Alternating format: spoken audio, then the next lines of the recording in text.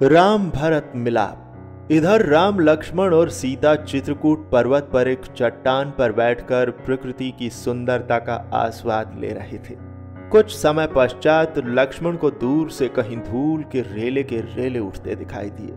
धीरे धीरे अयोध्या नगरी के ध्वज अश्वरोही सैनिकों के हाथों में दिखाई देने लगे।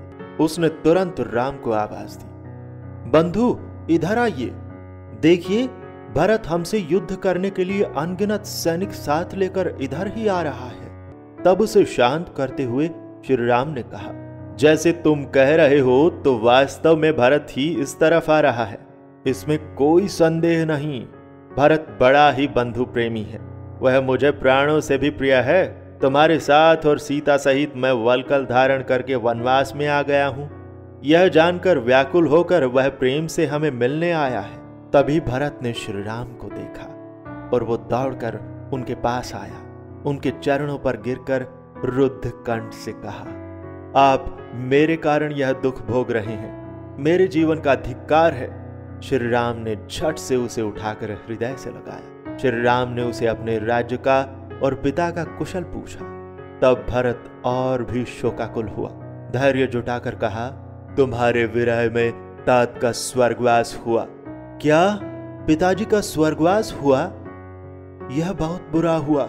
यह दुखद वार्ता सुनकर राम, सीता, लक्ष्मण सभी की आंखों से अश्रुधारा बहने लगी। कुछ समय बाद भरत ने राम से प्रार्थना की, सभी सचिव और अयोध्या वासियों सहित आपके चरणों पर मस्तक रखकर मैं ये विनती करता हूं कि आप ही इस राज्य को स्वीकार करें। मैं आपका बंधु, शिष्य, दास हूं। आप मेरी यह प्रार्थना स्वीकार न करें। तब राम ने भरत को प्रेम पूर्वक समझाया, राज्य के लिए मैं पिता की आज्ञा का भंग करने का पाप नहीं कर सकता। मुझे 14 वर्ष वन में वास करना है। मैं अयोध्या नगरी में राज्य करते समय मेरा देवतुल्य बंधु वन में कष्ट उठाता रहे, यह विचार भी मेरे लिए अत्यंत वेदनादायक है। भरत ने आगतिक होकर कहा, माता और पिता के पुत्र पर बहुत उपकार होते हैं जो सहज ऋण नहीं किए जाते। मेरे जन्मदाता पिता ने मुझे जो आज्ञा दी है उसका उल्लंघन मैं कदापि नहीं करूंगा। आपके राज्यभार स्वीकार करने से लाखों लोगों के अवसादग्रस्त मन पुनः प्रफुल्ल हो जाएंगे। वह दुष्ट माता नहीं, वो तो बैरन ठहरी, जिसके कारण ये सारी अघटित और मन को पीड़ा देने वाली घटनाएं घटित हो रही हैं।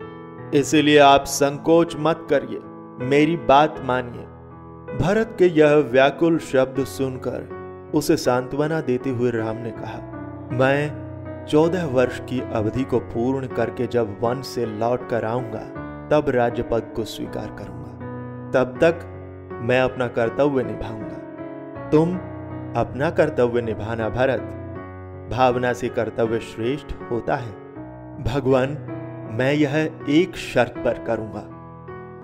मुझे आपकी पादुकाएं दीजिए, उन्हें सिंहासन पर स्थापित करके मैं यह राज्य आपके नाम पर चलाऊंगा। मैं भी 14 वर्ष वल्कल धारण करके केवल फल कंद भक्षण करके आपकी प्रतीक्षा करते हुए नगर के बाहर निवास करूंगा। राम ने तथास्तु कहकर अपनी पादुकाएं दी और भरत शत्रुघ्न को हृदय से लगाया और व्यथित अंतकरण से सबको विदा किया। भरत ने श्रद्धा पूर्वक पादुकाओं को वंदन किया और श्री राम नाम का जयघोष करते हुए वह अयोध्या लौट गया। तात्पर्य, जीवन में कर्तव्य को छोड़ मोह में न फंसें। अन्याय से सत्ता ग्रहण करने की कभी इच्छा न करें।